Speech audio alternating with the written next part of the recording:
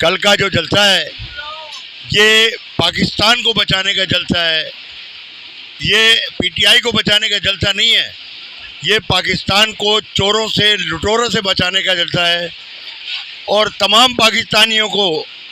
मैं एक पैगाम आपके चैनल से ज़रूर देना चाहता हूँ कि तमाम पाकिस्तानियों को खान साहब का साथ देने के लिए इस जलसे में शिरकत करनी चाहिए। और इंशाल्लाह खान साहब ने जो 1 मिलियन पीपल माने 10 लाख लोगों को बुलाया है, इंशाल्लाह पूरी दुनिया देखेगी कि उससे ज़्यादा लोगों का मजमा पाकिस्तान बचाने के लिए इस्लामाबाद में मौजूद होगा। दूसरा ये मैं आप लोगों को दोस्तों को एक पैगाम देना चाहता हूँ कि ये चोर माफिया, जरदारी माफिया और वो चेरी ब्लासम बूट पॉलिश वाला और वो डीजल, ये मुल्क को खोखला करने वाले, लूटने वाले हैं, ये मुल्क के दुश्मन हैं। जैसा खान साहब ने अभी ओआईसी का इजलास बुलाया था,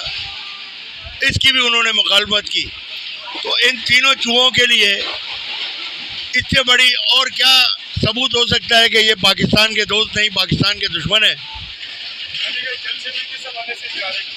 मैं इमरान खान के जलसे में जो है उनको सपोर्ट करने के लिए जा रहा हूँ और मैं जो है उनकी हौसला अफजाई करने के लिए वहाँ जा रहा हूँ। कराची से हम लोग निकले हैं, सुबह 11-12 बजे निकले हैं वहाँ से, और हम उनको खराज तहसीन भी पेश करते हैं कि उनकी जुर्रत को, जो उन्होंने इतनी जुर्रत की और इन चोरों के मुकाबले में अपने आप को जो है साबित कदम रखा। हमारे लीडर इमरान खान ने पूरे पाकिस्तान की आवाम को, कारकुनान को जलसे के लिए बुलाया है और 27 तारीख को जो जलसा हो रहा है,